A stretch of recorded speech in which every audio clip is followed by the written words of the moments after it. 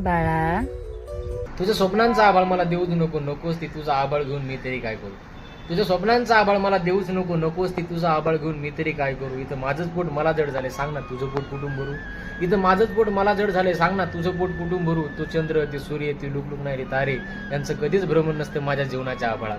तो चंद्र, ते सूर्य, ते लुकलुकणारे तारे यांचं कधीच भ्रमण नसतं माझ्या जीवनाच्या आभाळात. माझं जीवन म्हणजे नुसतंच अंधाराला वाहिलेलं, सरणावर लाकडं कमी पडलेत म्हणून जळायचं राहिलेलं. सरणावर लाकडं कमी पडलेत म्हणून जळायचं राहिलेलं. रात्रीच पावसाची पहिली सर कोसळली, आईने सारवलेल्या भुईची पोपडी निघाली. रात्रीच पावसाची पहिली सर कोसळली, आईने सारवलेल्या भुईची पोपडी निघालीत. कारव्यांच्या कुडावरती माती सुद्धा ओली होऊन सकाळपर्यंत गळून जाईल. कारव्यांच्या कुडावरची माती सुद्धा ओली होऊन सकाळपर्यंत गळून जाईल. माझं घरटं भर पावसात पावसाने जळून जाईल. माझं घरटं भर पावसात पावसाने जळून जाईल. तू म्हणशील हा अजूनही थोडा वेडा थोडा खुळा आहे.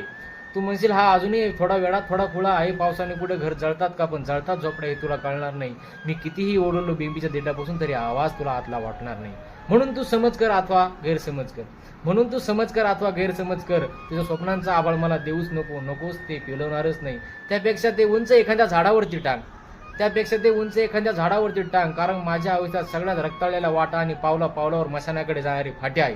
कारण माझ्या आयुष्यात सगळ्यात रक्ताळलेला वाटा आणि पावला पावलावर मशानाकडे जाणारी फाटी आहे.